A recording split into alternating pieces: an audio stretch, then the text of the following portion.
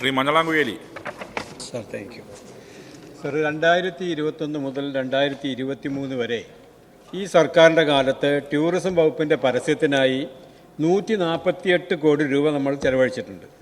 അതുപോലെ സർ, കൊട്ടിക്കൊഴിച്ചു കൊണ്ടുവന്ന കാരവൻ ടൂറിസത്തിനായി പരസ്യ ഇനത്തിൽ മാത്രം ഏകദേശം 1 കോടി രൂപ, 13 സംരംഭകർക്ക് 7 ലക്ഷം വീതം 98 ലക്ഷം രൂപ സബ്സിഡിയായി അനുവദിക്കുകയും ചെയ്തിട്ടുണ്ട്. നടപ്പ് സാമ്പത്തിക വർഷം 3.5 കോടി രൂപ കാരവൻ ടൂറിസത്തിനായി സർ നമ്മൾ വകയിരുത്തിയിട്ടുമുണ്ട്. വിനോദസഞ്ചാര മേഖലയിൽ ഇത്രയും തുക ചെലവഴിച്ച സ്ഥിതിക്ക് ഈ മേഖലയിൽ ഗണ്യമായ വരുമാന വർധനവും ഉണ്ടാവേണ്ടതാണ്.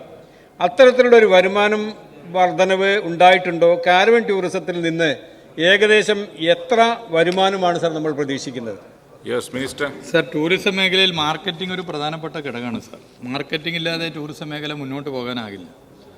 നമ്മൾ ഒരു 3 പതിറ്റാണ്ടിന് ശേഷം ടൂറിസം മേഖലയിൽ കൊണ്ടുവന്ന ഒരു പ്രൊഡക്റ്റാണ് കാരവൺ. ചുണ്ടൻ വെള്ളത്തിന് ശേഷം കാരവണ്ണാണ്.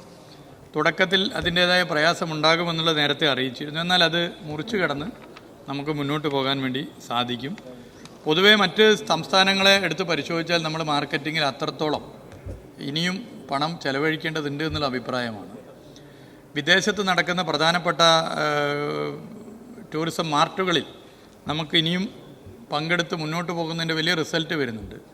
വരുമാനം അതിൻ്റെ മറ്റ് കണക്കും ഞാൻ മുമ്പ് സഭയിൽ പറഞ്ഞതാണ്. സഞ്ചാരികളുടെ എണ്ണവും പറഞ്ഞതാണ്. മാർക്കറ്റിംഗ് ഒരു പ്രധാന ഘടകമാണ്. അതിൻ്റെ ഒരു ഉദാഹരണം, വൈവിധ്യമാർന്ന പ്രചരണ രീതി നമ്മൾ ആവിഷ്കരിക്കുന്നു. UK ലണ്ടനിൽ ബസ്സിൽ കേരള ടൂറിസത്തിൻ്റെ പ്രകൃതി രമണീയമായ ഇടങ്ങൾ പതിച്ച മാർക്കറ്റിംഗ് അത് ലോകത്ത് ഏതൊരു ഗവൺമെൻറ്റിന് മാതൃകയാവുന്ന നിലയിലാണ്. അത് ഒരുപാട് മലയാളികൾ അതിൻ്റെ വീഡിയോ സോഷ്യൽ മീഡിയയിലൂടെ പ്രചരിപ്പിച്ചിരുന്നു. അങ്ങനെ മാർക്കറ്റിങ്ങിൻ്റെ വൈവിധ്യമാർന്ന സാധ്യതകൾ ഉപയോഗപ്പെടുത്തുന്നു. സാർ, ഇപ്പോൾ വയനാട്ടിലെ 3 അംഗങ്ങൾ ഇവിടെയുണ്ട്. ഒരു മന്ത്രി അടക്കം 3 പേരുണ്ട്.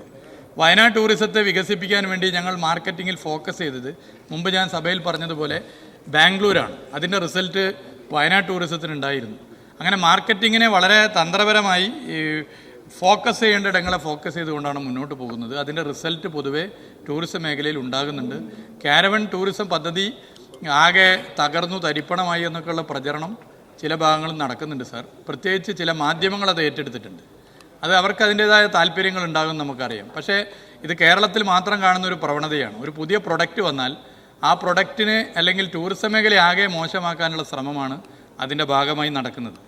ടൂറിസം മന്ത്രിയോ അല്ലെങ്കിൽ സർക്കാരിനെയോ മാധ്യമങ്ങൾക്ക് ആക്രമിക്കാം. അതിനവർക്ക് അവരുടെ ഉടമകളുടെ രാഷ്ട്രീയ താല്പര്യമുണ്ട്, അതിൽ തർക്കമൊന്നുമില്ല. എന്നാൽ അത് കേരളത്തിലെ ടൂറിസത്തെ ആകെ നെഗറ്റീവ് ബാധിക്കുന്ന നിലയിൽ ആക്രമിക്കുന്ന രീതിയെ നമ്മൾ ഒന്നിച്ചെതിർക്കേണ്ട ഒരു രീതിയാണ് എന്നുള്ളത് ചൂണ്ടിക്കാട്ടുകയാണ്.